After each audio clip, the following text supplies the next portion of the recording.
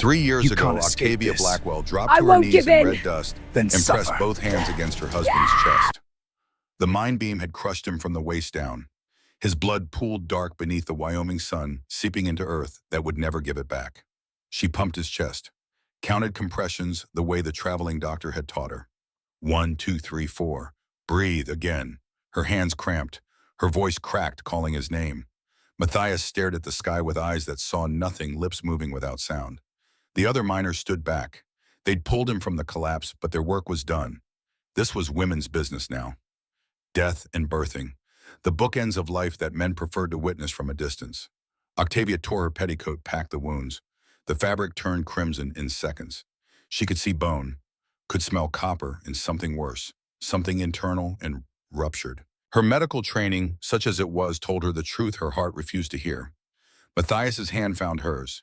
His fingers were cold despite the July heat. Deed, he whispered. Blood flecked his lips. Hidden. Blood vault. Trust Silas. Don't talk, Octavia said. Her voice was steady. Her hands were steady. Inside, she was screaming. Save your strength. Crimson Spring, he knows. Caspian knows. Matthias's grip tightened. Don't trust. The sentence died unfinished. His hand went slack. His chest stopped fighting her compressions. The light in his eyes became the flat shine of a thing instead of a person. Octavia kept working on him for another hour, long after rational hope had fled, long after the miners had drifted back to town with their eyes downcast and their mouths shut.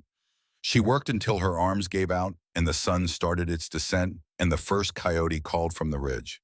Then she sat back in the blood-soaked dirt and did not cry. There would be time for tears later. Years of them, as it turned out. But in that moment, she made herself a promise. She would not break. The territory broke women every day. Broke them with childbirth and cholera and the casual violence of men who believed might made right. Broke them with loneliness and labor and the slow grinding poverty of frontier life. Broke them until they were bent, things hollow, things ghosts in cotton dresses, who moved through their days without seeing. Octavia Blackwell would not be one of them. She stood, wiped her hands on her ruined dress, walked back to town with her spine straight and her head high. And when Caspian Blackwell rode in 3 days later asking about the deed, before he asked about the grave, she saw exactly who he was. A vulture, waiting for death so he could feed. Now 3 years later, they had tied her to the blood wheel in the center of Crimson Valley's town square. The wheel stood 12 feet tall, an ancient thing of iron and wood that predated the town itself. Some said it was brought west by early settlers. Others claimed it was older than that, built by hands that worship gods, with names no one spoke anymore. It had seen hangings and brandings and public floggings. It had drunk so much blood over the years that rust and iron had become impossible to distinguish. Octavia stood with her arms spread wide, wrists bound to the spokes. The rope bit deep, her shoulders screamed. The summer sun hammered down on the crown of her head like the fist of an angry god. The crowd had gathered, 60, maybe 70 people packed into the square. Shopkeepers and miners, ranchers and their wives. Children pressed against their mothers' skirts, eyes wide with the awful fascination of witnessing someone else's destruction. Caspian Blackwell stood on the steps of the town hall. He wore a black suit despite the heat. His hair was oiled back from a face that resembled Matthias only in the most superficial ways. Same bone structure, same broad shoulders. But where Matthias had carried kindness in the set of his mouth, Caspian wore cruelty like a second skin. This woman, Caspian said, his voice carrying to every corner of the square. Let my brother die in the dirt. She had medical training. She had the knowledge to save him. And she watched him bleed out because she wanted what he had. The crowd murmured. The sound rolled over Octavia like a wave of judgment. That's a lie. Octavia's voice came out raw but clear. I worked on him for hours. I did everything I knew how to do. His injuries were beyond anyone's skill. Caspian didn't look at her. He looked at the crowd playing to them like an actor on a stage. She married my brother for his land, the Blackwell Ranch with its water rights and mineral claims. And when marriage didn't give her full control, she let him die to inherit it all. I loved your brother, Octavia said. The words scraped out of her throat. I held his hand while he stopped breathing. Where were you, Caspian?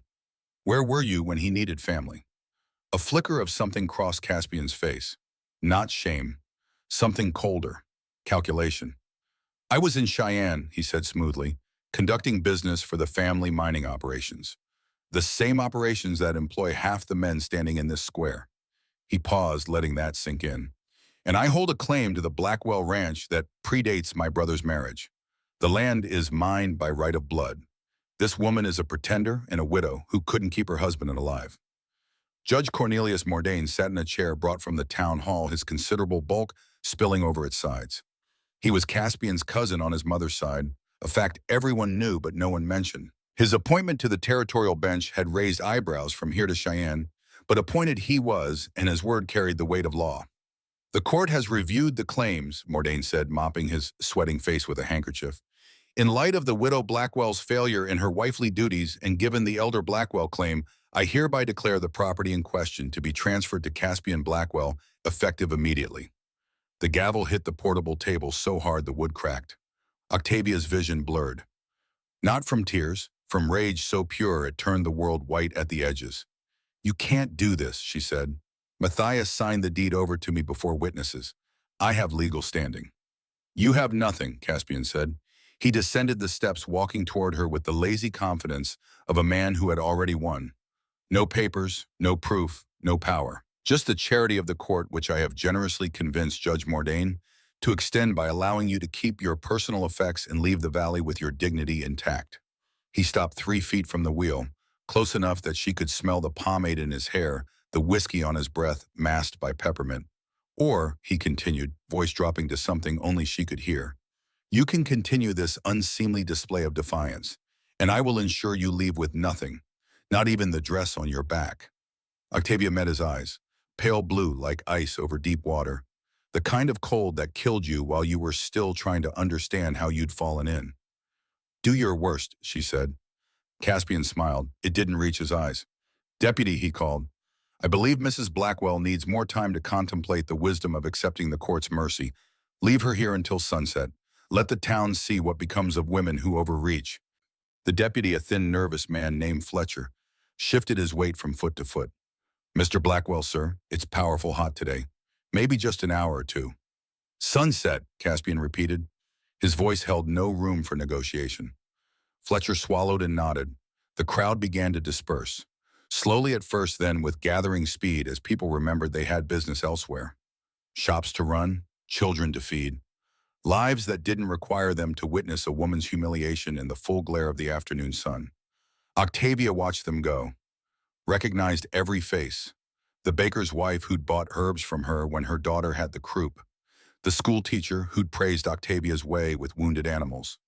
The blacksmith who'd shot her horse and called her ma'am and acted like she was a person worth respecting. They all looked away. Her father stood at the back of the square. Aldous Blackwell, gray-haired and bent at the shoulders, wearing the same brown coat he'd worn to her wedding. He stared at a fixed point somewhere beyond the wheel, beyond the town, beyond the conversation entirely.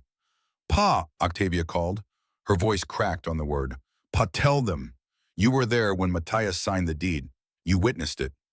Aldous' jaw worked. Once. Twice. His hands clenched and unclenched at his sides. Then he turned and walked into the general store without a word. The pain in Octavia's chest had nothing to do with the rope cutting into her wrists. She'd seen that silence before. The night her mother died of fever, delirious and calling for water. Aldous had sat in his chair and said nothing for 3 days. He was a man built for retreat, a man who'd spent his whole life choosing comfort over courage, safety over truth. Octavia had spent years pretending that wasn't who he was, pretending that somewhere inside him lived the father she'd needed, strong and steady, and willing to fight for her when the world turned ugly. She stopped pretending now. The sun climbed higher. Sweat ran down her spine, soaked through the cotton dress that was already grimy from 3 days of wear. The rope held her arms spread so she couldn't wipe her face. Flies landed on the raw skin at her wrists. She bit her tongue to keep from crying out.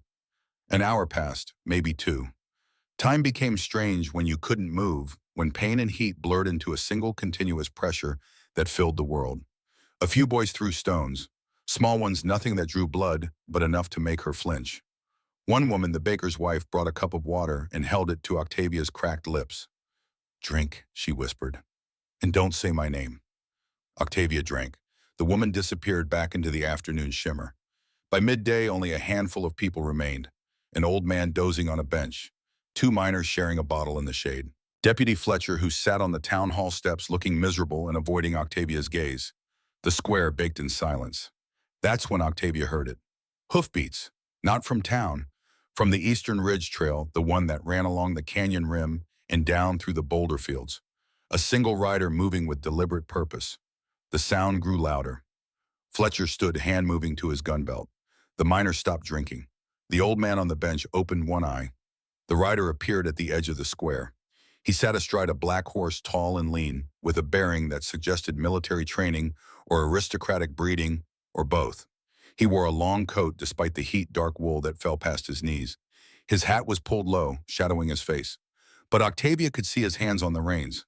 Gloved, steady, the hands of someone who'd never doubted his right to be wherever he was.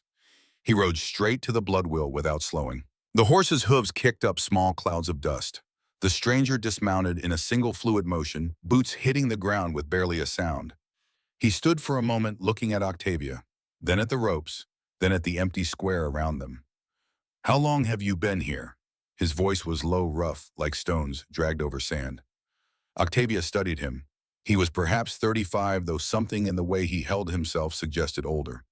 His face was weathered, marked by a scar that ran from his left cheekbone to his jaw, pale and old. His eyes were gray-green, the color of winter water. Still and deep and difficult to read. "Long enough," she said. He reached to his belt and drew a knife, not quickly, not slowly, simply like it was the most natural thing in the world. The blade was ornate, silver worked with dark metal, the handle carved with symbols Octavia didn't recognize. But she saw the crest near the hilt, a crown above a spread-winged raven done in such fine detail it could only be the mark of royalty. He cut the left rope first. Octavia's arm dropped, nerveless and screaming with pain. Then the right. She staggered forward, and he caught her elbow just enough to steady her, then let go. "You have somewhere to go?" he asked. "I have a ranch," Octavia said. The words came out bitter. "Or I did. They're trying to take it. Hutayan, Caspian Blackwell, owns the mine. Says his claim predates my marriage. Says I killed his brother by not saving him." The stranger's jaw tightened. Something moved behind his eyes. "Did you?" he asked.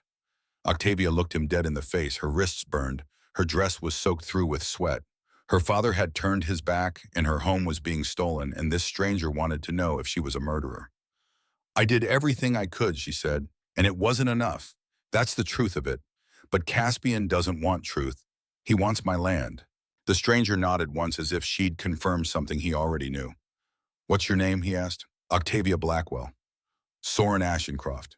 He paused, and in that pause the air seemed to change, to thicken with weight that Octavia couldn't name. "I have a place about 4 miles east. It's not much, but it has walls and water and no one telling you where to stand." Before Octavia could answer, a voice cut across the square. "You're making a mistake, stranger." Caspian Blackwell stood on the town hall steps, flanked by Deputy Fletcher and 2 men Octavia didn't recognize. Hard-faced men with guns on their hips and the look of those who'd done violence for money before and would do it again. Soren turned slowly. He didn't step back, didn't square up for a fight. He just stood there, still as carved stone. "She's not yours to tie," Soren said. "She's a danger to this community," Caspian replied. His voice was calm, controlled. "A woman with ideas above her station and a history of failure. She needs guidance, correction, for her own good." "A history of failure." Soren repeated the words quietly, like he was tasting them. "That what you call a woman who tried to save your brother's life with her bare hands?" Caspian's eyes narrowed. "Who are you?" Soren reached into his coat. The movement was casual, unhurried, but the 2 gunmen tensed hands, drifting toward their weapons. He pulled out a folded paper, held it up, but didn't hand it over. "My name is Soren Ashencroft," he said, and then in a voice that carried to every corner of the square, he added, "Once king of the Nightborn Court, lord of the Eastern Territories, and your neighbor, Mr. Blackwell. I hold the land past Broken Tooth Canyon, recognized by the territorial office in Cheyenne." The effect was instantaneous. Fletcher's face went white. One of the gunmen actually took a step back. Even Caspian's carefully constructed composure cracked just for a moment. His mouth opened, closed, opened again. "You're the Vampire King," Caspian said. The words came out flat, stripped of inflection by shock. "Was," Soren corrected. "I abdicated the throne 50 years ago, but the bloodline authority remains, and I invoke right of sanctuary for this woman." Octavia's mind reeled. Vampire. The word hung in the air like smoke. She looked at Soren with new eyes, saw the stillness that wasn't quite natural, the way he stood in direct sunlight without squinting, the pale scar that marked his face, the kind of wound that should have killed a mortal man. Vampires were legend, stories told around campfires to frighten children. Tales of immortal creatures who walked the night and fed on blood and ruled kingdoms in the dark places of the world where civilization's light didn't reach. But legends didn't cut women down from torture devices in broad daylight. Legends didn't have scars and weathered faces and eyes that held centuries of grief. Caspian recovered his composure, drew it around himself like armor. You have no authority here, Ashencroft. Abdicated means powerless. This is a human matter subject to human law. Then take it to court, Soren said. File your claim. Present your evidence. Let the territorial judge in Cheyenne review it, not your cousin on his mother's side. He tilted his head. Unless you're worried what an impartial review would find, silence. The kind that pressed on eardrums. Caspian's face darkened. He looked from Soren to Octavia and back again. This isn't over, he said. No, Soren agreed. It's not. Caspian turned and walked back into the town hall. The door closed behind him with a sound like a coffin lid. Soren looked at Octavia. Can you ride?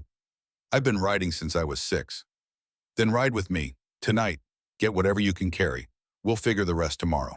Octavia shook her head. I'm not leaving my land. I'm not asking you to leave it. I'm asking you to survive long enough to fight for it. The words hit her sideways, because they were exactly what Matthias had said the night the mind support beam cracked right before he told her to run for help. Survive long enough. She looked at Soren, not at the scar, not at the coat, at the way he stood slightly angled, like a man who'd spent years expecting trouble from his blind side. A man who knew what it cost to fail and kept standing anyway. One night, Octavia said, then I come back. Fair enough, a voice called from across the square. Octavia turned to see Delphine Crane walking toward them. The older woman moved with the careful dignity of someone who'd lived 6 decades and buried 2 husbands and learned to carry grief without letting it break her stride. Delphine ran the Copper Rose, the largest saloon in Crimson Valley. She was 62 years old with silver-streaked hair and eyes that missed nothing. She'd been there the night they brought Matthias out of the mine, had watched Octavia work on him until her hands cramped and her voice gave out. You eat before you ride, Delphine said. It wasn't a request. Come to the back of the Rose. I've got stew that'll put iron in your blood. Octavia almost smiled. Almost. Thank you, Delphine. The older woman put a hand on Octavia's shoulder. Squeezed once hard enough to communicate everything words couldn't. You're stronger than they know, Delphine said. Then even you know. Don't let them make you forget it. The ride east took them through land so dry the grass had turned to wire. Octavia sat astride her mare, a dun-colored horse named Temperance that she'd raised from a foal. Soren rode ahead on the black stallion, keeping distance between them, not speaking unless spoken to. They passed the boundary marker of what had been Blackwell land. Octavia's throat tightened. 3 years she'd worked this property, planted gardens that the heat killed, mended fences the wind knocked down, nursed sick cattle through brutal winters. All of it, every drop of sweat and blood, built on the foundation of a marriage that had been brief and good and ended in red dust. Now Caspian wanted to take it, wanted to erase her from the land like she'd never existed. Octavia set her jaw and rode on. 4 miles out, the trail dipped into a canyon where shadows pooled like spilled ink. A thin creek still ran despite the drought, fed by underground springs that never fully dried. Trees grew here, twisted things with bark like old leather clinging to life in the seams of the rock. Soren's property sat on a rise above the creek. Calling it a ranch would have been generous. It was a ruin, or had been once something grand.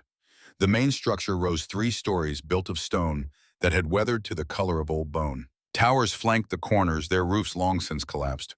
Windows gaped like empty eye sockets. Vines crawled up the walls, reclaiming what humanity had briefly claimed from the wild. But parts of it had been restored. The central section showed signs of recent work. New timber shoring up old walls. A roof that didn't leak, or at least not much. Glass in some of the windows. Smoke curling from a chimney, which meant a working fireplace inside. Used to be a monastery, Soren said the first words he'd spoken in an hour. Built by monks who came west before there was a west to come to. They're all gone now, have been for 100 years, but the bones are good. He dismounted and led his horse to a water trough. Octavia followed, her legs stiff from the ride. The trough was clean, the water clear. She let Temperance drink while she studied the ruins. How long have you been here? She asked. 10 years, give or take. And before that, Soren looked at her. Really looked for the first time since they'd left town. His eyes held something old and tired and honest. Before that, I was king of a people who lived in darkness and fed on blood and thought themselves superior to everything that walked under the sun. I ruled for 150 years, and in all that time I never once questioned whether we had the right. He turned back to the horse, began removing the saddle. Until I did, and by then it was too late. I wandered for 40 years after I left the throne, never stopping long enough to plant roots or matter to anyone. Then I found these ruins and stopped running. The interior of the monastery was surprisingly livable. The main hall had been converted into a single large room, part kitchen, part living space. A fire burned in the massive stone hearth. Rough-hewn furniture filled the space, handmade but solid. Shelves lined the walls, filled with books whose spines showed the wear of centuries. Soren moved through the space with the ease of long familiarity, lighting oil lamps as the last of the daylight faded through the windows.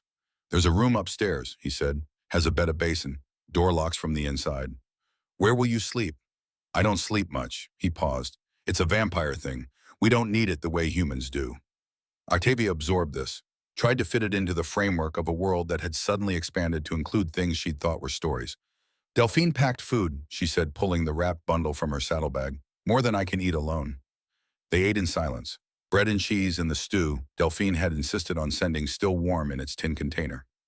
Soren ate like a man who'd forgotten food could be more than fuel. Octavia ate because her body demanded it, because she hadn't had a proper meal in 3 days, and riding had burned through whatever reserves she'd had left. After she sat in a chair near the fire and felt the exhaustion hit her all at once, the rope burns on her wrists throbbed, her shoulders ached, her head felt stuffed with wool. "Soren," she said. He looked up from the book he'd been paging through, an old leather-bound tome with gilt edges. "Why did you help me? Real reason." He was quiet for a long time. The fire crackled. Wind moved through the ruins, singing through gaps in the stone with a sound like distant voices. 50 years ago, Soren said finally, "I ordered the execution of a woman named Mira Thornfield. She was accused of treason against the Nightborn court, of conspiring with human hunters to reveal our strongholds. The evidence seemed solid. Testimonies, documents, even a confession, though it came after days of persuasion." He closed the book, stared into the fire. "I signed the death warrant myself, watched as they brought her to the execution platform in chains. She had a daughter, 5 years old. The child screamed for her mother all through the proceedings, screamed until her voice broke. I remember thinking how undignified it was, how unseemly." Octavia's chest tightened. 2 weeks later, we discovered the truth. Mira was innocent, framed by a rival faction within the court who wanted to eliminate her family line. The confession had been tortured out of her, the documents forged, the testimonies bought. Soren's hands curled into fists on his knees. I went to her daughter, tried to apologize, tried to explain that I'd been deceived, that I'd thought I was serving justice. Do you know what she said to me? Octavia shook her head. She said, "You're the king, you're supposed to know." She was 5 years old and she understood something I'd spent a century and a half refusing to see. That power without wisdom is just violence with a crown. He stood, walked to the window, stared out at the darkening canyon. I abdicated the next day, left the court, the throne, everything. Came west and kept coming until I found a place far enough from what I'd been that I couldn't hurt anyone else with my certainty. "And today," Octavia asked, "when you saw me tied to that wheel, I saw Mira, saw her daughter, saw every person I'd failed because I believed power made me right." He turned to face her. "I can't undo what I did, can't bring Mira back or give her daughter the mother I took. But I could cut you down, could stand between you and a man who thinks his greed is justice. So I did." Octavia stood, walked to where he stood by the window, close enough that she could see the pulse in his throat, could smell leather and wood smoke, and something else, something faintly metallic that might have been old blood or just the scent of a creature not quite human. "Thank you," she said. "Don't thank me yet. This isn't over. Caspian won't stop because I embarrassed him in front of the town. He'll come back harder, angrier. And next time, he won't rely on rope and public shame." "I know." Octavia looked down at her wrists, at the angry red marks that circled them like bracelets. "But I have something now I didn't have this morning." "What's that?" "Time and an ally." She met his eyes. That's more than most widows get. Soren almost smiled. The expression transformed his face, made him look less like an ancient king and more like a man who'd forgotten what hope felt like and was just now remembering. Get some rest, he said. Tomorrow we start planning how to take back what's yours. Octavia climbed the stairs to the room he'd indicated. It was small but clean, with a narrow bed and a basin of water that was blessedly cool. She locked the door not because she feared Soren, but because the habit of protecting herself had become instinct. She washed her face and hands, careful around the rope burns, changed into the spare shift she'd packed in her saddlebag, lay down on the bed and stared at the ceiling. Tomorrow she would fight, would figure out how to prove her claim to the ranch, would stand against Caspian and his bought judge and the weight of a world that crushed women who dared to stand. But tonight, for the first time in 3 years, she didn't have to hold herself together alone. Outside, she heard Soren moving through the ruins, checking locks, banking the fire, the small sounds of someone keeping watch. Octavia closed her eyes. Sleep came slowly, tangled with dreams of blood and rope and a 5-year-old girl screaming for her mother. But underneath it all, deeper than fear, ran a current of something she'd almost forgotten. Not hope exactly, not yet, but the possibility of it, which was enough. Octavia woke to voices. She sat up fast, hard hammering. The room was dark. No, not dark. Pre-dawn dark, the kind that comes just before the sky starts to lighten. The voices came from downstairs. Soren's low and measured. And another. Female. Older. Familiar. Octavia pulled on her dress, wincing as the fabric scraped over her rope-burned wrists, moved to the door and opened it carefully. Delphine Crane stood in the main hall, travel-stained and breathing hard. Her horse was still saddled outside, visible through the open door. I rode straight through, Delphine was saying. Didn't stop. You need to hear this. Soren saw Octavia on the stairs and gestured for her to come down. What happened? Octavia asked. Delphine looked at her. The older woman's face was grave. Caspian moved faster than we thought. He's not waiting for any territorial review. He's claiming the ranch under something called the Widow Incompetence Act. Says you've abandoned the property and failed to maintain it, so it reverts to the nearest male relation. That's not real law, Octavia said. No, but Judge Mordain ruled on it anyway. Signed the papers this morning before most of the town was awake. Caspian's already got men riding to the ranch. Octavia's blood went cold. To do what? Delphine's mouth became a thin line. Burn it, most likely. Destroy the structures. Make it look abandoned so his claim holds. My home, Octavia whispered. Everything Matthias built. There's more, Delphine said. She reached into her coat and pulled out a small object. A locket tarnished silver on a broken chain. Octavia recognized it instantly. Her wedding locket. The one Matthias had given her on their first anniversary, the one she'd worn every day until the chain broke 6 months ago. She'd stored it in her dresser, meaning to get it repaired. One of the boys, Tommy Fletcher, the deputy's son, he's sweet on my barmaid Junie. He snuck this out of your cottage before Caspian's men got there. Thought you might want it. Octavia took the locket with shaking hands, opened it. Inside the small daguerreotype of Matthias Young. And smiling the way he'd looked before the mine, and the dust and the coughing fits that presaged his death. But there was something else, something she'd never noticed before. The locket had a hidden compartment, a tiny seam along the inner edge, almost invisible. She pressed it with her thumbnail, and it sprang open. Inside was a piece of paper folded so small it was barely larger than her fingernail. She unfolded it with trembling hands. Matthias's handwriting, cramped and hurried. If you're reading this, I'm gone. Deed copy with Silas Moorgate, lawyer, Cheyenne. Blood vault phrase, where crimson meets stone. Don't trust Caspian. He knows about the Springsworth. Octavia read it 3 times, her vision blurred. He knew, she said. Matthias knew something was going to happen. He protected me even then. What's it say? Delphine asked. Octavia handed her the paper. While Delphine read, Octavia looked at Soren.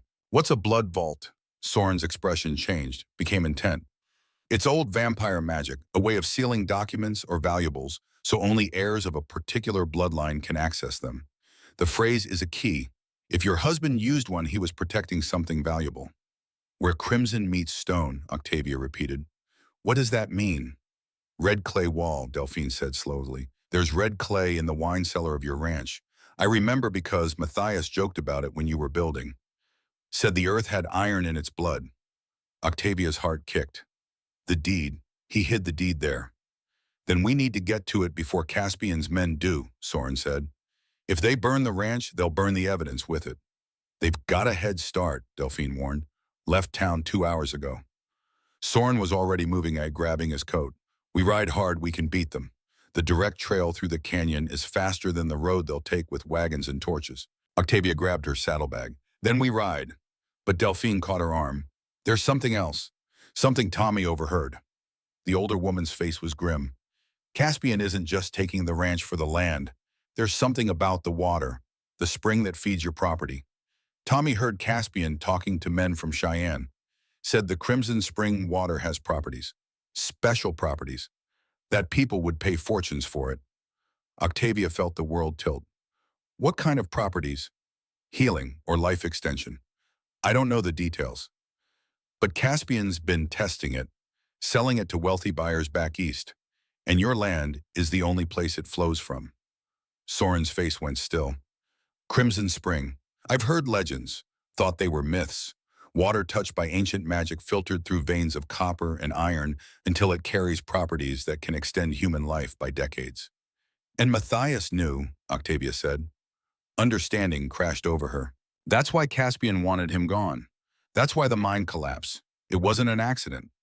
Delphine nodded slowly. I think Caspian sabotaged it, killed his own brother for water rights worth more than all the gold in Wyoming. Rage flooded Octavia's veins. Not the hot, immediate kind. The cold, calculating fury that burned slow and left nothing but ash in its wake. Then we don't just take back my land, she said. We expose what he did. We make sure everyone knows Caspian Blackwell is a murderer. Soren handed her a rifle from the rack on the wall. First we get the deed, then we get justice. In that order. They rode out into the pre-dawn darkness, 3 figures on horseback racing against fire and greed and the weight of secrets that killed. Behind them, the monastery ruins stood sentinel against the coming dawn. Ahead, smoke was already rising on the horizon. Octavia kicked Temperance into a gallop and didn't look back. They reached the ranch as the first flames touched the barn. Octavia pulled Temperance to a hard stop on the ridge overlooking her property. Below in the gray light before dawn, 6 men moved with torches. They'd already set fire to the hay stores. The dry timber caught fast flames climbing toward the sky with a roar that reached even this distance. Soren dismounted in one fluid motion. How many entrances to the cellar? 2, Octavia said. Her voice came out flat, distant, like she was describing someone else's burning home. Main stairs from the kitchen, exterior door on the west side. They'll be watching both. Delphine pulled her rifle from its saddle holster. But there's enough smoke now they can't see clearly. We move fast, we might get in before they notice. Soren looked at Octavia. His eyes held a question. She nodded once. I'm not watching my home burn twice. Let's go. They rode down the ridge at an angle using the smoke and pre-dawn darkness as cover. The men below were focused on their work, methodical in their destruction. Professional. This wasn't random violence. This was calculated erasure. Octavia recognized 2 of them. Mine workers who'd tipped their hats to her in town, who'd bought medicinal herbs when their children took sick. Now they threw torches through her windows like it meant nothing. Caspian's money bought loyalty, or at least bought the appearance of it. They reached the exterior cellar door while the men were occupied with the barn. Soren pulled it open and hinges screaming in protest. The sound was lost in the roar of the fire. Inside the cellar was dark and close. It smelled of earth and old wine, the particular musk of underground spaces that never fully dried. Octavia's eyes adjusted slowly. Wooden barrels lined the walls, most empty now, relics of the small wine operation Matthias had tried to start before the mine work consumed him. Where crimson meets stone, Octavia whispered. She moved through the cellar, running her hands along the walls. Limestone, fieldstone, more limestone. Then her fingers found it, a section of wall that felt different, rougher. She pulled out a match, struck it. The small flame illuminated red clay, iron-rich earth packed between the stones, so dark it looked almost like dried blood. Here, she said. Soren pressed his palm against the wall. It's sealed. Vampire magic like I thought. You'll need to open it. How blood. Your blood. If Matthias keyed it to your bloodline, your blood is the only thing that will work. Octavia pulled the small knife she carried for cutting herbs, pressed the blade against her palm, drawing a thin line of red. The pain was sharp and immediate. She pressed her bleeding hand against the red clay. For a moment, nothing happened. Then the wall began to glow. faint at first, then brighter, pulsing with a light that had no visible source. The clay seemed to move to shift like liquid instead of solid earth. A section of wall swung inward with a grinding sound. Behind it, a small cavity. And inside that cavity, wrapped in oilcloth, two objects. A deed. Heavy paper official seals Matthias's signature bold at the bottom. And a journal. Leather-bound, the pages thick with his handwriting. Octavia grabbed both. Her hands shook as she unwrapped the deed, confirming what she already knew. Legal transfer of the Blackwell Ranch to Octavia Winslow. Blackwell signed and witnessed, dated 6 months before Matthias's death. "We need to go," Delphine said from the stairs. "Fire's spreading. They'll check the cellar soon." But Octavia had opened the journal, her eyes caught on the first page. "If you're reading this, my dear wife, then I am gone and you are fighting. I'm sorry. I hoped I was wrong about Caspian, about the danger. But I've learned things in recent weeks that I cannot ignore. The Crimson Spring is not natural, or rather it is more than natural. The water flows through veins of copper and iron, yes, but also through something older. The land beneath our ranch was once sacred ground to people who understood blood and earth in ways we've forgotten. You carry their legacy, Octavia. Your mother never told you, but I pieced it together from old records in her dying words. You descend from the Crimson Heart bloodline, keepers of sacred waters, healers who could purify corruption with nothing but their presence." Octavia's vision blurred. She read faster. "This is why the spring water is so potent on our land.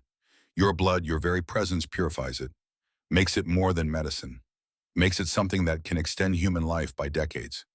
Caspian discovered this. I don't know how, but he knows. He wants to control you or control the land. Either way, he sees you as a resource to exploit, not a person to protect. I've done what I can. Filed the deed in multiple places. Created this vault keyed to your bloodline. But if you're reading this, it wasn't enough to save me. There is one more thing. A man named Soren Ashencroft lives in the ruins past Broken Tooth Canyon. He is vampire, yes, but also friend. I helped him with research into something called blood redemption, a ritual that can restore a vampire's humanity through selfless sacrifice. If things become desperate, seek him out. Tell him I sent you. He will understand debt and honor in ways most men have forgotten. Be strong, my love. You are more than you know." Matthias. Octavia closed the journal. Her throat was so tight she could barely breathe. Matthias had known, had protected her with paper and magic and secrets, had sent her to Soren before he ever died. "Octavia," Soren's voice was urgent. "We have to move. Now." She grabbed the journal and deed, shoved them into her coat. They ran up the cellar stairs and out into chaos. The entire barn was engulfed. Flames had spread to the house, licking at the porch where she'd sat with Matthias on summer evenings planning a future that would never come. One of the men saw them, shouted. Others turned, reaching for guns. "Ride," Soren commanded. They ran for the horses. Behind them, shots cracked in the smoky air. Octavia felt a bullet whip past her ear, close enough to make her hair move. Then Soren was between her and the gunman, moving faster than any human could move, his coat flaring behind him like dark wings. He didn't draw a weapon. Didn't need to. His presence alone made the men hesitate, made them remember what he was. Vampire King. Even fallen, even exiled, still terrifying. Octavia reached on temperance and vaulted into the saddle. Delphine was already mounted, rifle trained, on the closest gunman. Soren swung onto his black horse in one impossible motion. "Go." They rode north toward the canyon, toward safety. Behind them, Octavia's home burned. The only physical proof of her marriage, her life with Matthias, consumed by fire and greed. But she had the deed, had the journal, had the truth, and she would make Caspian answer for every flame. The women's circle met in the back room of the Copper Rose 3 nights later. 12 women ranging in age from 20 to 70. They sat in a rough circle on mismatched chairs and upturned crates. A single oil lamp burned in the center, casting long shadows on the walls. Delphine stood at the head. "Most of you know why we're here." Octavia Blackwell's ranch was burned. Her claim contested by Caspian Blackwell under false pretenses. Judge Mordain ruled in his favor without proper review. "Mordain's in Caspian's pocket," said Helen Pritchard, the baker's wife. She was 43, thin as a rail, with hands permanently dusted with flour. "Everyone knows it." "Knowing and proving are different things," said another woman. Adelaide Colton, school teacher, sharp-eyed and sharper-tongued. "We need evidence. Legal grounds. Something that holds up in a real court, not Mordain's theater." "We have evidence," Octavia said. She laid the deed on the crate that served as their table. Matthias filed this 6 months before his death. It predates any claim Caspian could make. The women leaned in, examining the paper. Reading the signatures, the official seals the legal language that proved ownership. This is solid, Adelaide said. She taught reading and writing to the valley's children. If anyone could parse legal documents, it was her. With this, Caspian's claim falls apart. Unless Judge Mordain rules it invalid, Junie said. The youngest of them, barely 20, she worked as a barmaid in the Copper Rose. Pretty in a way that made men underestimate her, smart in a way that let her hear everything they said when they thought she wasn't listening.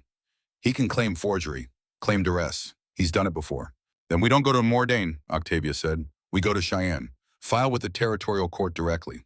Matthias's journal says he filed a copy with a lawyer there. Silas Morgate. If we can get his testimony, combine it with this deed, we have a case even Mordain can't corrupt. Delphine nodded slowly. It's a 2-day ride to Cheyenne, and Caspian will know the moment you leave town. He'll send men after you. Then I don't go alone. All eyes turned to Octavia.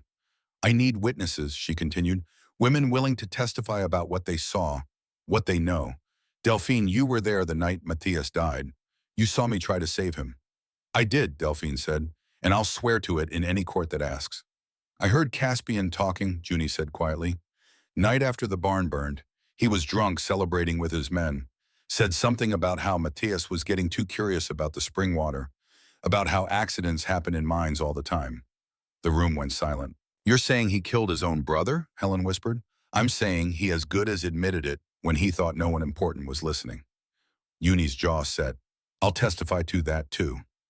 One by one, the other women spoke. Small pieces of evidence, fragments of overheard conversations, observations about Caspian's movements in the weeks before Matthias's death. None of it was conclusive alone, but together woven into a single testimony, it painted a picture. Murder, fraud, conspiracy. We need to be careful, Adelaide said. Caspian controls the mine. The mine employs most of the men in this valley. You stand against him publicly, those men lose their wages. Their families starve. Some things are worth starving for, said a voice from the back. Everyone turned. Iris Thornton stood in the doorway, 90 if she was a day bent with age, but steady-eyed. She'd been in the valley longer than anyone had seen it grow from a mining camp to a town. I buried 3 sons. Iris continued, shuffling into the room. Lost them to the mines, to collapses and cave-ins and accidents that weren't accidents. Just men dying because profit mattered more than safety. She looked at Octavia. Your husband was a good man, tried to change things. Caspian killed him for it, sure as I'm standing here. You fight him, girl. We'll stand with you. Octavia felt her eyes burn. Thank you. Don't thank me yet. Standing's the easy part. Winning's hard. Iris lowered herself onto a crate with a grunt. Now what's this I hear about a vampire? The room shifted. Tension coiled like a snake preparing to strike. Soren Ashencroft, Octavia said. She kept her voice level. He's helping me. Gave me sanctuary when I had nowhere else to go. He's the fallen king, Helen said. Not accusatory, just stating fact. Vampire royalty. There are stories about what he did in the East, the executions, the bloodshed. There are also stories about why he walked away from the throne, Octavia replied. About the innocent woman he killed and the guilt that's haunted him for 50 years. About a man seeking redemption. Vampires don't seek redemption, someone muttered. They seek blood. Soren saved my life, Octavia said. The words came out sharper than intended. He cut me down when this entire town watched me suffer and did nothing. He's given me shelter and asked for nothing in return. Whatever he was, he's trying to be better. That's more than I can say for most men I know. Delphine held up a hand. Ladies, the question isn't whether we trust Soren Ashencroft. The question is whether we trust Octavia's judgment. I've known this girl since she married Matthias, watched her tend the sick birth babies, sit vigil with the dying. She's got a good heart and a sharp mind. If she says the vampire is on our side, I'm inclined to believe her. Junie nodded. He hasn't hurt anyone since he got here. And honestly, having a vampire king on our side might be the only thing keeping Caspian from just shooting Octavia and being done with it. Politics, Adelaide said thoughtfully. Vampires have their own laws, their own courts. If Soren's involved, Caspian can't just eliminate Octavia without risking vampire attention. It's insurance. Iris cackled. Never thought I'd see the day we'd be using vampires as insurance. But these are strange times. The tension broke. Not entirely, but enough. The women began planning in earnest. Who would go to Cheyenne, who would stay, and gather more evidence how they'd communicate without Caspian's men intercepting messages. Octavia listened and felt something she hadn't felt in 3 years. Hope, real and fragile and dangerous. She left for Cheyenne 2 days later, just before dawn. Soren rode with her. Delphine stayed behind, coordinating the women and keeping watch on Caspian's movements. Junie would ride to neighboring towns, spreading word of what was happening in Crimson Valley, building public pressure.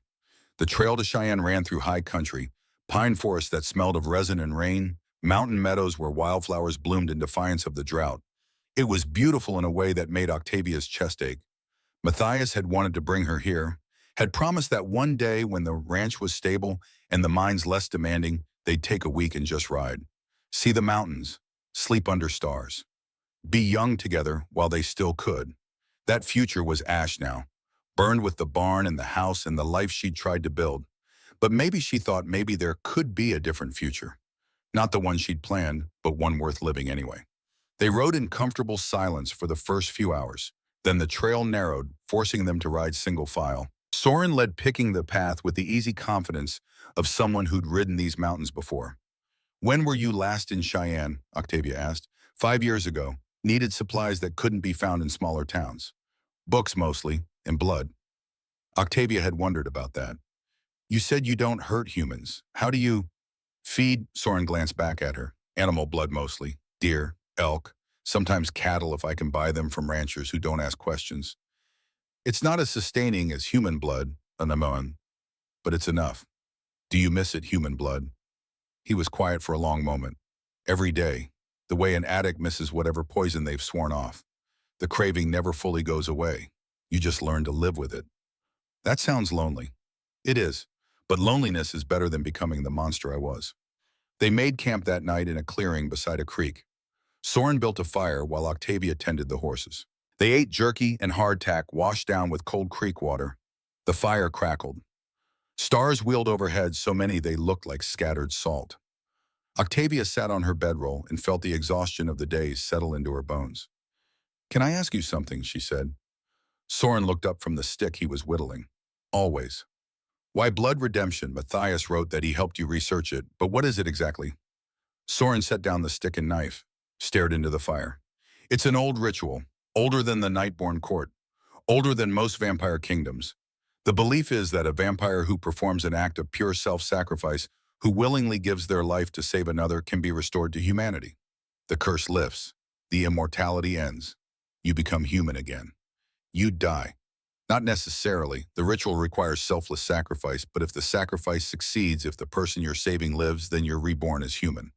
Mortal. You age and die like everyone else, but you're free of the thirst, free of the darkness." Octavia absorbed this. "And you want that to be mortal?" "I've wanted it for 50 years, ever since I realized what I'd become in the name of power. But the ritual is specific. It can't be staged, can't be planned. It has to be real sacrifice in the moment, driven by love or honor or something greater than self-preservation." "So you've been waiting, hoping for an opportunity?" "Yes, and starting to believe it would never come." He looked at her across the fire. "Then I saw you tied to that wheel." The words hung between them, heavy with implication. Octavia's heart kicked. "Soren, I'm not asking for anything," he said quickly. "I helped you because it was right, because you deserved help. Whatever happens after that's separate. I just wanted you to know that meeting you, helping you, it's given me something I thought I'd lost." "What's that? Purpose?" They sat in silence after that. But it wasn't uncomfortable. It was the silence of two people who understood each other, who'd both lost things they couldn't get back and were trying to figure out how to keep living anyway. Later, lying in her bedroll with the fire burned down to embers, Octavia stared at the stars and thought about Matthias, about the journal entry where he'd sent her to Soren. Had he known? Had he guessed that his widow and the vampire might find in each other something like salvation? She touched the locket at her throat. Matthias's face looked back at her from the daguerreotype frozen in time, forever young. "I loved you," she whispered to the darkness. "I still do. But I think maybe love doesn't end just because the person does. Maybe it changes, grows room for something new." The stars offered no answer, but Octavia felt something shift in her chest, not guilt, not betrayal, permission. From herself, if not from Matthias's ghost, to keep living, to keep feeling, to let someone else in, even if that someone was impossible in every way that mattered. They reached Cheyenne on the afternoon of the second day. The territorial capital sprawled across the plains like an ambitious promise, larger than Crimson Valley by orders of magnitude, with actual paved streets and buildings that rose 3 stories tall. The railroad had reached it 5 years ago, and the city had exploded with growth, progress, civilization, law that supposedly meant something. Octavia prayed that was true. They found Silas Morgate's office on Cary Avenue above a hardware store. The stairs were narrow and dark. At the top, a door with frosted glass and peeling paint. The words Silas Morgate, attorney at law, were barely visible through the grime. Octavia knocked. Silence. Then shuffling footsteps. The door cracked open. Silas Morgate looked like he was dying, 70 if he was a day thin as parchment, with skin the color of old wax. His eyes were clouded with cataracts. His hands trembled. He wore a stained waistcoat and no jacket sleeves rolled up past bony elbows. Yes, his voice was a rasp like gravel dragged over metal. Mr. Morgate, my name is Octavia Blackwell. My husband was Matthias Blackwell. He filed documents with you before his death. Recognition flickered behind the clouded eyes. Mrs. Blackwell, yes, I've been expecting you. He opened the door wider. Come in, quickly, before someone sees. The office was chaos. Papers stacked on every surface. Books piled in precarious towers. Dust thick enough to write encoding everything. It smelled of old tobacco and older grief. Silas locked the door behind them, drew the curtains across the single grimy window. Forgive the precautions, he said, but Caspian Blackwell's reach extends farther than Crimson Valley. Octavia's stomach dropped.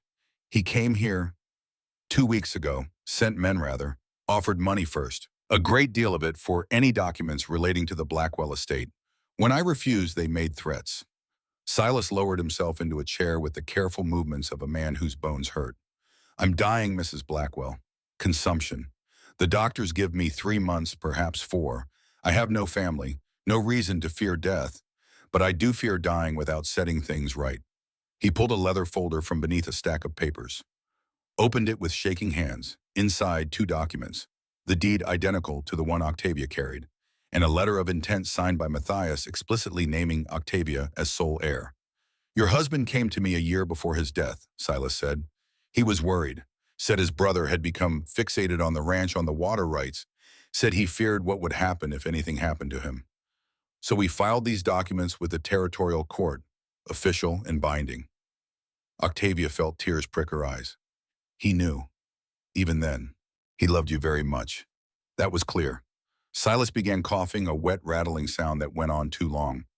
When he finally stopped, there was blood on the handkerchief he pressed to his lips. I will testify to all of this in court.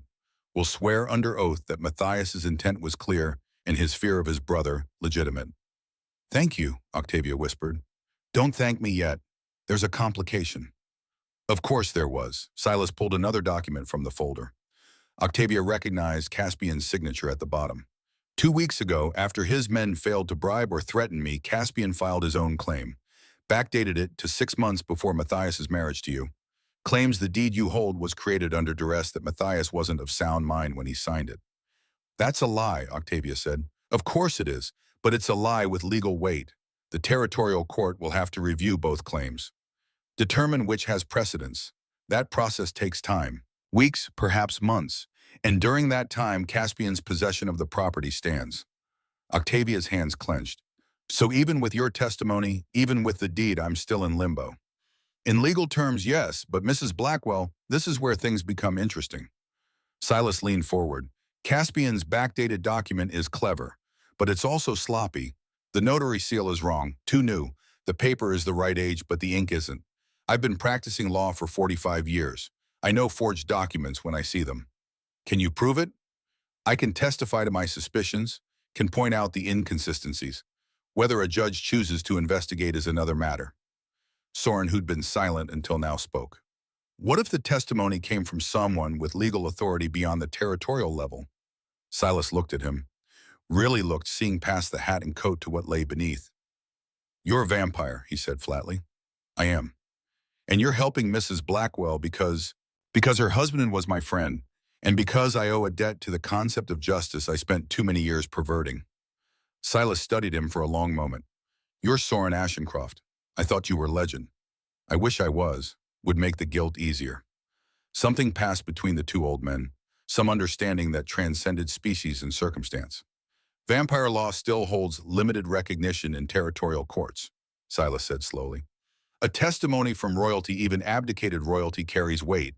If you were to invoke lex sanguis, the ancient blood law, you could freeze property transfers pending investigation. It would buy time. How much time? Octavia asked. Enough to properly investigate Caspian's claims, to subpoena records, to build a real case instead of relying on one man's corrupt ruling. Then I'll do it, Soren said. Silas nodded. I'll file the paperwork tomorrow. We'll testify that Matthias's deed is legitimate and that Caspian shows signs of forgery. Combined with your invocation of lex sanguis, it should be enough to force a real review. Octavia felt hope kindle in her chest. Thank you, both of you. Save your thanks, Silas said. Caspian won't take this lying down. Once he learns you've been here, that we've filed these motions, he'll escalate. You need to be prepared for that. We are, Octavia said, but she wondered if that was true. If anyone could really be prepared for the violence men like Caspian unleashed when cornered. They stayed in Cheyenne that night at a boarding house that asked no questions and charged by the hour. Octavia lay awake on a narrow bed listening to the city sounds through thin walls. Voices, laughter, the distant whistle of a train. A knock at her door made her sit up fast. It's me. Soren's voice, quiet, urgent. She opened the door. He stood in the hallway, coat over his arm, face grim. What happened? Someone's spreading word about us. About me. He handed her a piece of paper. It was a wanted poster. Not official, just cheap print on cheaper paper, but effective. At the top, a crude drawing of Soren's face, the scar exaggerated into something demonic. Below in bold letters, Vampire King Ashencroft, fallen tyrant, known associate of Widow Blackwell. Beware dangerous. And at the bottom in smaller print, the Widow Blackwell consorts with vampires. Questions her fitness to hold property. Reports sightings to Caspian Blackwell, Crimson Valley mining. Concern. Octavia's hands shook as she read it. He's turning the town against me, she whispered. Making it about you. Making people afraid. He's smart. Attacking your claim wasn't working, so he's attacking your character. Vampires make easy villains. And a widow who trusts one, Soren's jaw tightened. That plays right into every fear people have. What do? You distance yourself from me, publicly. Tell people I forced you, threatened you, whatever story lets you keep your reputation intact. No. Octavia. No. She looked up at him, met those winter water eyes. I'm done letting fear dictate my choices. You saved my life. You've helped me fight for my home. I won't repay that by calling you a monster to save my reputation. Your reputation is the only thing protecting you right now. People won't testify for a woman they think is corrupted by vampire influence. Then I'll convince them otherwise. I'll stand in front of the whole town and tell them the truth. That you're seeking redemption. That you've shown me more honor than most humans ever have. And if they can't accept that, if they choose prejudice over truth, then they were never going to help me anyway. Soren stared at her. You understand what you're risking. I understand that some things are worth risking everything for. Justice, truth, loyalty. She paused. Friendship. The word hung between them. Not quite right, not quite enough, but safer than the alternatives, than the words that were building in Octavia's chest like pressure in a sealed bottle. Soren reached out, hesitated, then gently took her hand. His skin was cool, not cold, like river stones in shade. Tomorrow we ride back to Crimson Valley, he said, and we face whatever comes together. Together, Octavia agreed. They stood in the hallway of a cheap boarding house, holding hands like children, and made a promise neither of them was certain they could keep. But it was a promise nonetheless. They rode back to Crimson Valley in a single day, pushing the horses harder than was wise. The town had changed in their absence. Posters like the one Soren had shown Octavia covered every surface. Nailed to walls, posted on shop windows, tacked to the bulletin board outside the general store. People stared as they rode down Main Street. Some with fear, some with curiosity. A few with open hostility. Reverend Thaddeus Holbrook stood on the church steps watching them pass. His expression was troubled, but not condemning. Delphine waited outside the Copper Rose. Her face was grim. Town meeting tonight, she said without preamble. Caspian called it, says there's a matter of public safety to discuss. Octavia dismounted. He's going to try to turn them against me. Already has partially. These posters, the whispers. Half the town is scared you've brought a vampire into their midst. The other half is scared of what Caspian will do if they defend you. Then I'll speak, Octavia said. At the meeting, I'll tell them the truth. They might not listen. They might not. But I have to try. Delphine nodded slowly. The women's circle will be there. Front row. We won't let you stand alone. Thank you. Uni appeared in the doorway of the saloon. Octavia, there's something you should see. Inside, spread across a table, were documents. Papers Junie had carefully copied from Caspian's office when he was too drunk to notice her slipping away from his table. Mining reports, financial ledgers, correspondence with buyers in the East, and there in Caspian's own handwriting records of water sales. Crimson Spring water bottled and sold for astronomical prices. Labeled as life extension elixir and marketed to wealthy buyers who'd pay anything to cheat death a few more years. He's made a fortune, Junie said, and none of it's been reported to the territorial office. He's evading taxes, probably other laws too. Octavia stared at the papers. This is evidence, real evidence of fraud. It's more than that, Adelaide said. She'd been studying the documents with her teacher's eye for detail. Look at the dates. Water sales started 6 months before Matthias died, and there's a gap, right here in the week before the mine collapse. No sales, no shipments, like Caspian was distracted by something. Like planning his brother's murder, Octavia said softly. The women looked at each other. The weight of what they were holding, what they'd uncovered, settled over the room like a shroud. We bring this to the meetings, Delphine said. Present it publicly. Force Caspian to explain. He'll deny it, Junie warned. Say it's forged. Let him. The more he denies, the more questions people ask. And questions are what we need. The town hall filled an hour before sunset. Every chair taken. People standing along the walls. Children pressed against their parents. The air thick with tension and summer heat. Caspian sat at the head table, calm and composed in a fresh suit. Judge Mordain beside him, sweating and nervous. 2 gunmen at the door, ostensibly for security. Octavia walked in with Soren at her side. The room went silent. Every eye turned. The women's circle occupied the entire front row. 12 women dressed in their best backs, straight hands folded. A wall of feminine resolve. Octavia took a seat among them. Soren stood at the back, hat in hand, visible but not threatening. Caspian stood. Thank you all for coming. We have urgent business to discuss. It's come to my attention that Octavia Blackwell has been consorting with a vampire, specifically with Soren Ashencroft, the former vampire king, a creature responsible for untold deaths in the Eastern Territories. Murmurs rippled through the crowd. This raises serious questions about Mrs. Blackwell's judgment, her fitness to hold property, her place in our community. Octavia stood. May I speak? Caspian's eyes narrowed. This isn't a trial, Mrs. Blackwell. It's a community discussion. Then let the community hear from me. He couldn't refuse without looking tyrannical. He gestured for her to proceed. Octavia walked to the front of the room, turned to face the crowd, saw her father in the back hunched and avoiding her gaze, saw the baker's wife Helen nodding encouragement, saw fear and curiosity and prejudice all mixed together. My name is Octavia Blackwell, she began. Her voice carried clear and strong. 3 years ago, my husband died in Caspian's mine. I tried to save him, failed, and I've carried that failure ever since. She took a breath. 5 days ago, I was tied to the blood wheel in the square, accused of letting Matthias die to steal his property. Left in the sun for hours while this town watched. Not one person came to help me. Guilty faces looked away. Then a stranger rode into town, cut me free, offered me sanctuary. That stranger was Soren Ashencroft. Yes, he's vampire. Yes, he was once a king. But he's also a man who saw injustice and couldn't walk away from it. He's a monster, someone shouted from the back. He's a person seeking redemption, Octavia countered, trying to atone for past sins by doing right in the present, which is more than I can say for some men in this room. She looked directly at Caspian. My husband didn't die in an accident. The mine collapse was sabotage. Caspian killed his own brother to steal land and water rights. And I have proof. The room exploded, voices overlapping, chairs scraping.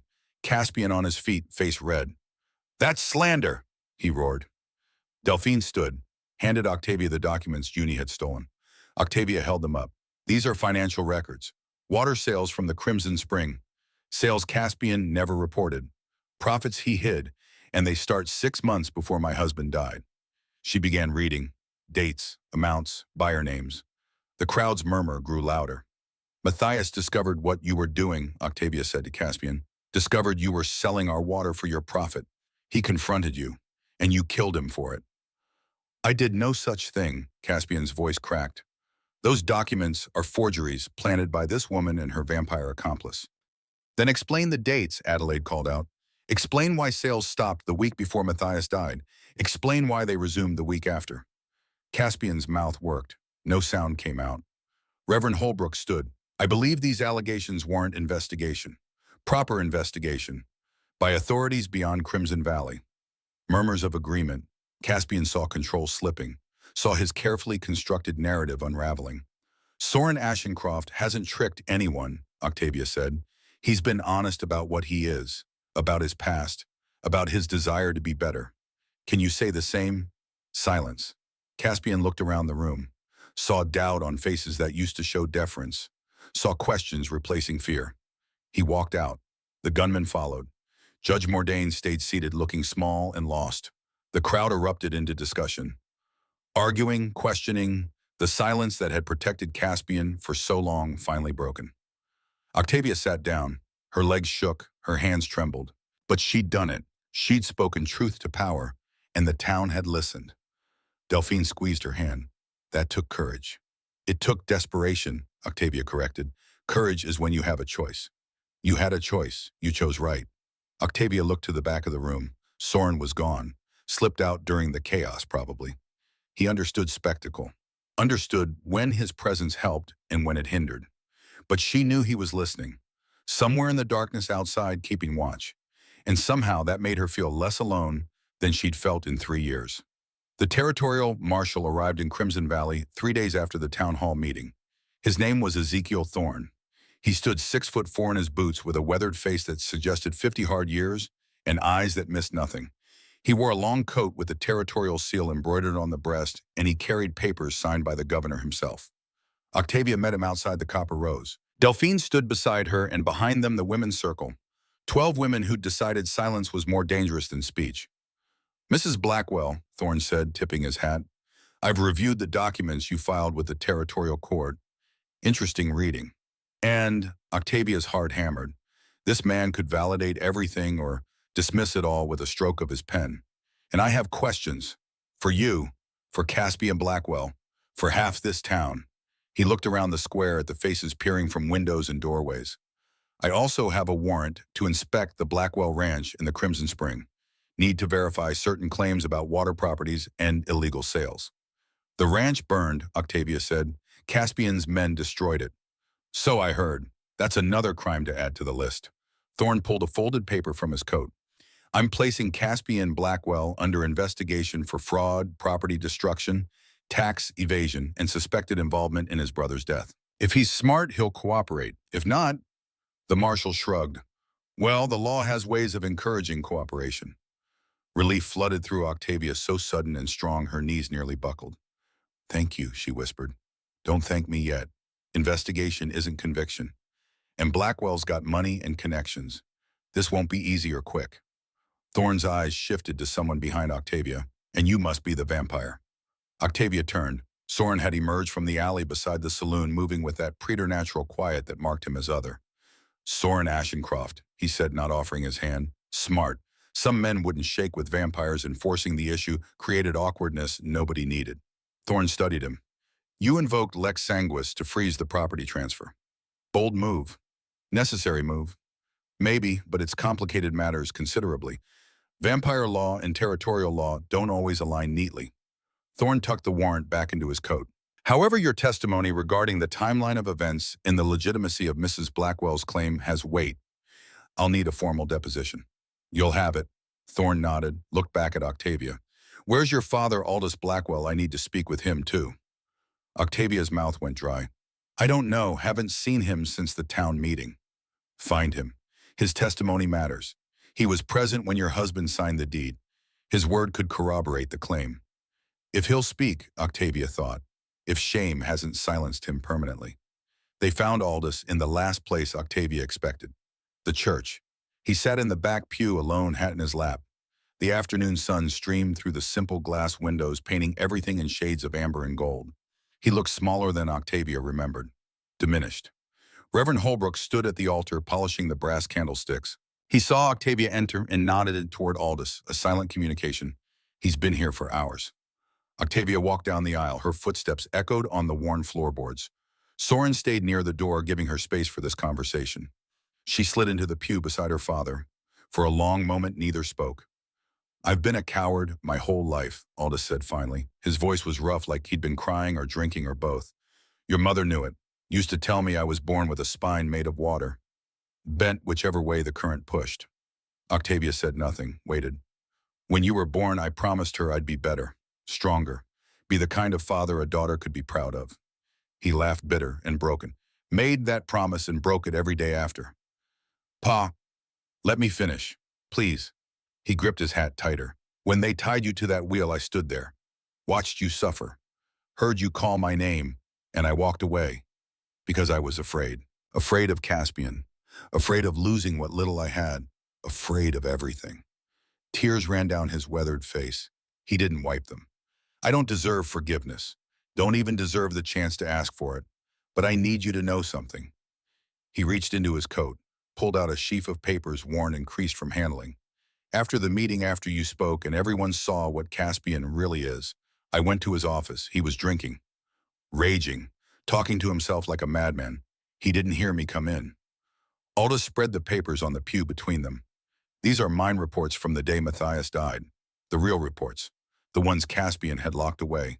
They show he ordered support beam removal the day before the collapse. Called it efficiency. But it wasn't. It was murder. Octavia stared at the documents.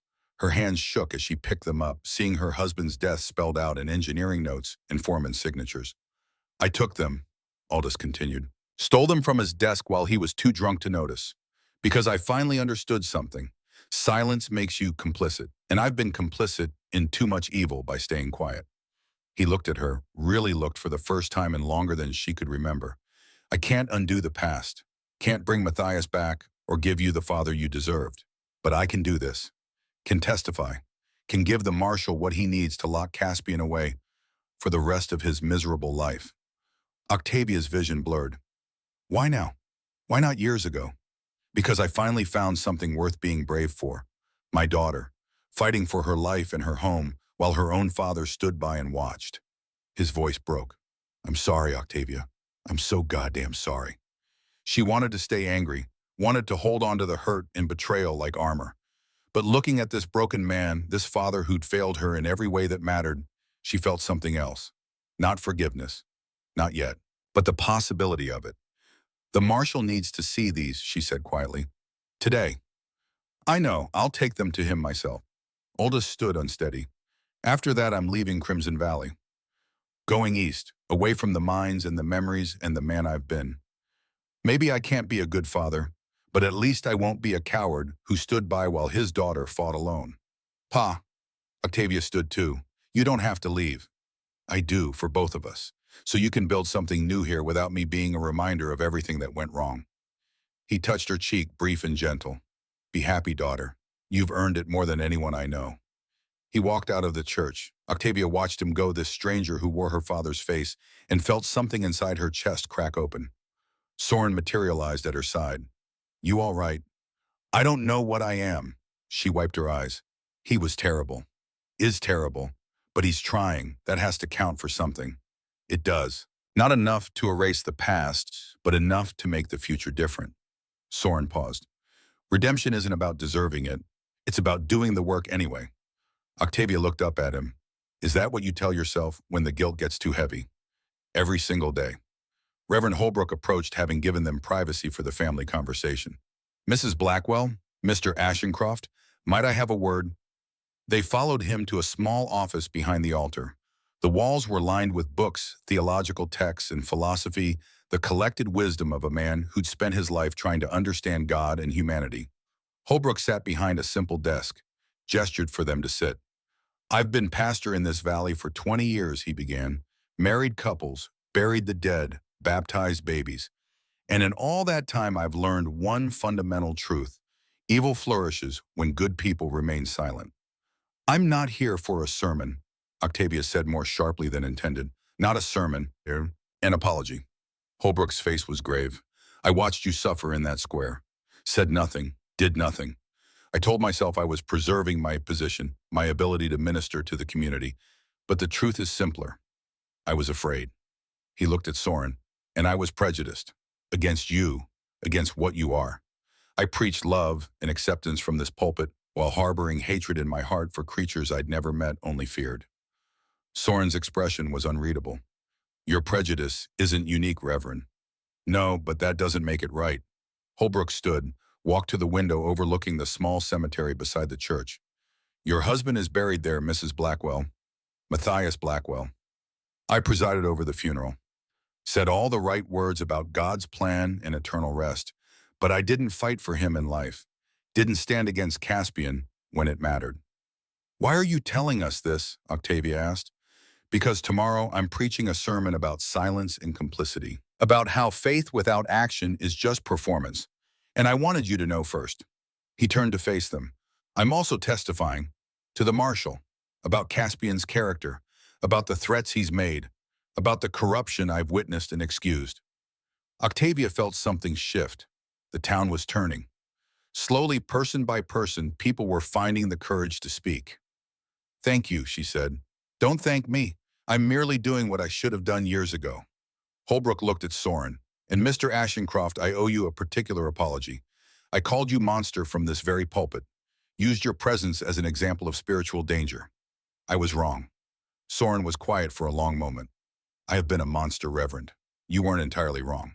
You were a monster, past tense. What you are now is a man seeking to be better. That's the definition of grace. And if I can't extend grace to someone actively pursuing redemption, then everything I preach is hollow. Something passed between the two men. Understanding, respect. The world is changing, Holbrook continued. Has to change. The old ways, the silence and complicity and prejudice, they're dying. People like you, Mrs. Blackwell, you're forcing that change, making it impossible for us to look away. He smiled, tired but genuine. It's uncomfortable, painful, but necessary. They left the church as the sun began its descent. The sky turned copper and gold bleeding light across the valley like a promise. People are complicated, Octavia said. Yes, Soren agreed. But maybe that's the point. Nothing simple is worth saving. Caspian came for her 2 nights later. Octavia was staying at the Copper Rose in a room Delphine had prepared. Safer than the ruins, more defensible. The women's circle took turns keeping watch. Tonight it was Junie's shift. The girl burst through the door at midnight, eyes wild. They're coming, 6 men. Caspian's leading them. They've got torches and guns. Octavia was already moving, pulling on her boots, grabbing the rifle Delphine kept loaded in the corner. Where's Soren? Watching the north approach. He saw them too. Sent me to warn you. Downstairs, Delphine was barricading the doors. Other women appeared from rooms and shadows armed with whatever they could find. Rifles, shotguns, one woman with a cast-iron skillet that could crush a skull. They're not taking this building, Delphine said. Her voice was iron. Not without a fight. The riders appeared on Main Street. 6 horses, 6 men with faces wrapped in bandanas, torches painting everything in hellish orange light. Caspian rode at the center. No bandana. He wanted everyone to see his face. Wanted them to know this was his fury. Octavia Blackwell, his voice carried through the night. You've got one chance. Come out. Face the consequences of your lies. Or I burn this building with everyone inside. Go to hell, Caspian, Delphine shouted from an upper window. Caspian smiled. It was the smile of a man with nothing left to lose. Have it your way. He raised his torch. That's when Soren appeared, not from the street, from above. He dropped from the roof of the general store across the street, landing in a crouch between Caspian and the saloon. The horses reared, screaming. Men grabbed for guns. Soren stood slowly. Let the torchlight catch his face. Let them see what he was. This ends now, Blackwell. Caspian steadied his horse. You have no authority here, vampire. This is human business. Wrong. The moment you threatened Mrs. Blackwell under my protection, it became my business. And the moment you tried to burn a building full of innocents, it became everyone's business. More figures emerged from the darkness. Marshal Thorne flanked by 2 deputies. Reverend Holbrook with several of the town's men. Adelaide Colton leading a group of women all armed. The whole town, it seemed, had decided Caspian Blackwell's reign was over. You're outnumbered, Thorne said calmly. Outgunned and under arrest. Federal warrant for fraud, arson, and conspiracy to commit murder. Drop the torch and dismount. Or I'll have my deputies drop you from that horse. Caspian looked around, saw the noose tightening, saw his men wavering hands drifting away from their weapons. This is my town, he said, but the words lacked conviction. Was your town, Thorne corrected. Now it's just a place where you committed crimes. Plenty of those, turns out. For a moment, everything balanced on a knife's edge. Caspian could surrender, could face trial, could accept defeat with some scrap of dignity. Instead, he threw the torch. It arced through the air, trailing sparks, landed on the porch of the Copper Rose. Wood that had been baking under the summer sun for months caught immediately. Women screamed, men rushed forward with buckets. Chaos erupted. Caspian drew his pistol, aimed at Octavia visible in the upstairs window. Soren moved, faster than the eye could track. One moment standing in the street, the next between Caspian and his target. The gunshot cracked like thunder. Soren staggered, fell to one knee. Silver bullet, Octavia thought distantly. The one thing that could kill a vampire. No, she was running, down the stairs through the smoke, into the street. Delphine grabbed for her but missed. Octavia dropped beside Soren. He was bleeding. Not the normal red of human blood. Something darker. Viscous. The blood of something ancient and not quite alive. I'm fine, he gasped. But he wasn't. The silver was spreading through his system, burning him from the inside. Caspian raised his gun again, aimed at Octavia's head. A shot rang out, not from Caspian, from behind him. The mine owner jerked, looked down at the red stain spreading across his chest, looked up at Aldous Blackwell, standing at the edge of the street with a smoking rifle. That's for Matthias, Aldous said. Caspian fell from his horse, hit the ground hard, gasped once, twice. His men scattered, throwing down weapons, raising hands in surrender. Marshal Thorne was already moving, securing the scene. Reverend Holbrook and others fought the fire, dousing it before it could spread. But Octavia saw none of it. She held Soren, watching him die. Don't, she whispered. Please, don't leave me. Silver bullet, in the heart. There's no surviving this. His breathing was labored. Each word cost him. I'm sorry. Wanted more time. Wanted to see you win. You helped me win. You stood when no one else would. Then my debt is paid. After 50 years, finally paid. He smiled, blood on his teeth. Mira can rest now, her daughter. They can rest. Octavia's mind raced. Blood redemption. The ritual. Matthias's journal had described it. Selfless sacrifice to save another. This was it. This was the moment. Your blood, she said. You need my blood for the ritual. No, too dangerous. You don't know what it costs. I know exactly what it costs. 20 years of my life. Matthias wrote it all down. The Crimson Heart bloodline. The price, everything. She pulled her knife. And I'm paying it willingly. Octavia, you gave your life for mine. The ritual requires selfless sacrifice. You've done that. Now let me complete it. Let me save you the way you saved me. Delphine appeared beside them, understanding immediately. Do it, quickly. He doesn't have much time. Octavia cut her palm, the same palm she'd used to open the blood vault, pressed it against the wound in Soren's chest. Nothing happened. Then everything happened. Light exploded from the point of contact. Not fire, not magic. Something purer. It flooded through Soren, through Octavia, binding them in ways that transcended flesh and blood. Octavia felt her years pouring out, not painfully, more like water flowing from a vessel. 20 years of her future given freely to a man who'd lived 200 in darkness. The light intensified. Soren arched, gasping. His skin began to warm, the deathly pallor fading, the wound in his chest closing, pushing out the silver bullet with a wet sound. Then as suddenly as it began, it stopped. Silence. Broken only by the crackle of dying flames and the heavy breathing of two people who'd just cheated death together. Soren sat up, touched his chest. The wound was gone. In its place, a scar, pink and new. Human. He looked at his hands, turned them over, flexed his fingers. I can feel it, he whispered. My heartbeat. Real. Not the half-life of a vampire. Actual blood pumping. Actual warmth. He looked at Octavia with eyes that were filling with tears for the first time in 2 centuries. You saved me. Made me human again. Octavia swayed. The world tilted. Delphine caught her. Easy. You just gave up 20 years. Your body needs to adjust. Worth it, Octavia managed, and meant it. Marshal Thorne approached.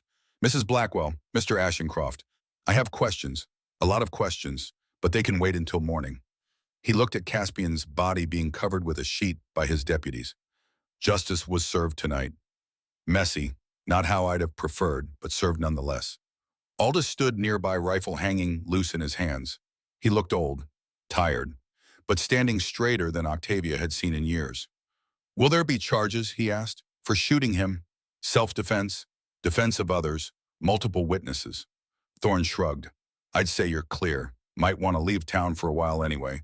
Let things settle. Already planning on it, Marshal. Aldous looked at Octavia, father and daughter separated by years of silence in a street full of ash and blood and justice. Thank you, Pa, Octavia said. He nodded, walked away into the darkness. And Octavia let him go, knowing some relationships were never meant to be mended completely. But they could be ended with grace instead of bitterness. That was enough. The territorial court ruling came 6 weeks later. The Blackwell Ranch was legally and irrevocably Octavia's. Caspian's fraudulent documents exposed. His hidden profits seized. His mining operation shut down. Judge Mordain fled to California. Silas Morgate testified from his deathbed, his final act of professional integrity. The territorial governor personally commended his service. Crimson Valley changed. Slowly, the mines reopened under new management. Worker safety became policy. The Crimson Spring was declared a territorial resource, profits going to community development instead of one man's greed. The women's circle became permanent, meeting weekly, supporting each other, making sure what happened to Octavia never happened to another woman in silence. They rebuilt the ranch that fall. The whole town came. Men with lumber and shame they tried to work off through labor. Women with food and organization. Delphine supervised. Adelaide drew plans. Uni kept accounts. Reverend Holbrook blessed the foundation and hauled beams. In 3 months, a new house stood where the old one had burned. Smaller, simpler, but solid. Octavia stood on the porch the day they finished, looking out at land she'd fought for, bled for, nearly died for. Soren stood beside her. He'd aged slightly since the ritual, tiny lines at the corners of his eyes, a strand of silver in his dark hair. Mortal changes, beautiful changes. Marry me, Octavia said.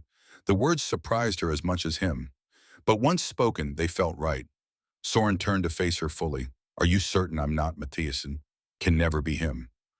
I don't want you to be Matthias. I want you to be Soren, the man who cut me down, who stood with me, who gave his life for mine and let me give mine for his. She squeezed his hand. I loved Matthias. Still do. But he's gone. And I'm here. We're here, and I want to build a life with you. Then yes, Soren said. His voice was thick with emotion. Yes, I'll marry you, gladly. They married in the spring. Reverend Holbrook officiated beneath an arch woven with wildflowers. The whole town came. Delphine stood as matron of honor. Junie was bridesmaid. In the back, Aldous watched with an expression of peace Octavia had never seen on his face. He'd traveled from Denver for this day, would leave again tomorrow. But for now, he was here. Octavia wore white cotton hand-sewn by the women's circle. Matthias's locket rested against her heart. Soren wore a new suit, dark and well-fitted. Do you, Octavia Blackwell, take this man to be your husband? I do. Do you, Soren Ashencroft, take this woman to be your wife? I do. Then by the power vested in me, I pronounce you husband and wife. They kissed, the crowd cheered, music started, dancing began. And for the first time since Matthias died, Octavia let herself feel pure joy. That evening, as guests drifted home, Octavia and Soren stood on the porch of their new home. Their home, built from ash and stubbornness and love. Thank you, Soren said quietly, for saving me, not just from the bullet, from 2 centuries of wandering alone. You saved me first. Then we're even. No. Octavia leaned against him. We're just beginning. The years that followed were quiet. The ranch flourished. Octavia ran a clinic using her knowledge and the carefully regulated spring water to heal people who'd gone without care. Soren worked the land, finding peace in building instead of destroying.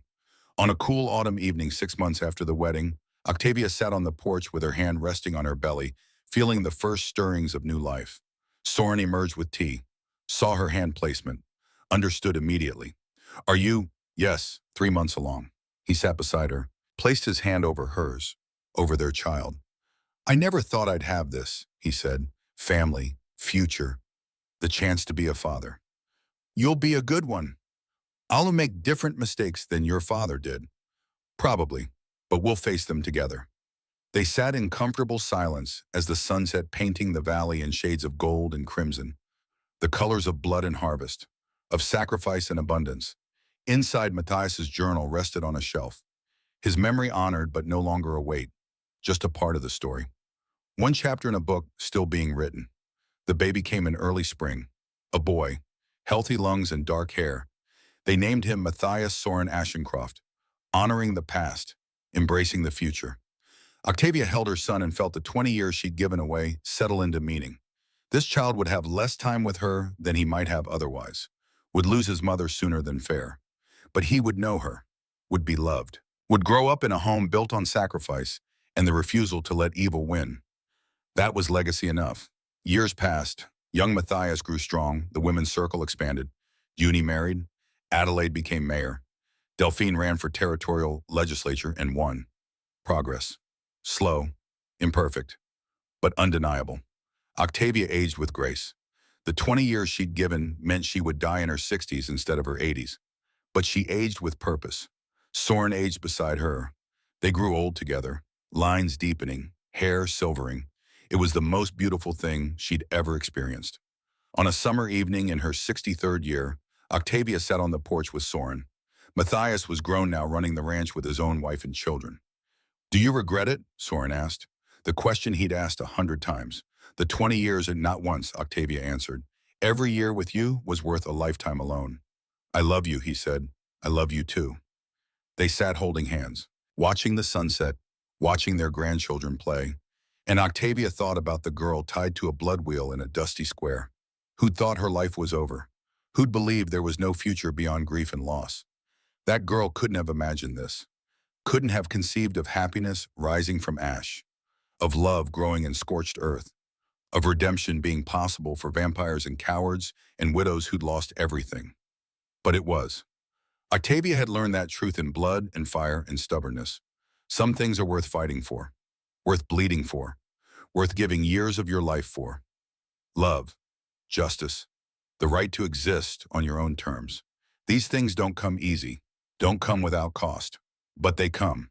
If you're brave enough to reach for them, if you're stubborn enough to refuse surrender, if you're human enough to believe that broken things can be mended, that lost things can be found, that even the darkest nights eventually yield to dawn. Octavia closed her eyes, leaned against her husband, listened to the laughter of children who would grow up in a world slightly better than the one she'd inherited. The rope burns on her wrists had long since faded, but the scars remained, faint silver lines, proof of where she'd been, what she'd survived. She wore them with pride, evidence of a life lived fully, fought for fiercely, defended with everything she had. They said a widow couldn't stand against the powerful. They said a vampire couldn't find redemption. They said the world didn't change for people like her. They were wrong. Octavia Blackwell had proven them wrong, and in doing so she'd become more than a survivor, more than a widow, more than a woman who'd lost everything and clawed it back. She'd become hope, and hope once planted was impossible to kill. It grew in the most unlikely places, in scorched earth and widows' hearts, in vampire kings seeking redemption and fathers finding courage decades too late. It grew because people like Octavia refused to let it die. The sun set over Crimson Valley, painting the sky in shades of blood and gold. Octavia opened her eyes, smiled at her husband, squeezed his hand. Tomorrow would bring new challenges, but tonight she had this: peace, love, family, a life worth living, a future worth fighting for. And that was everything.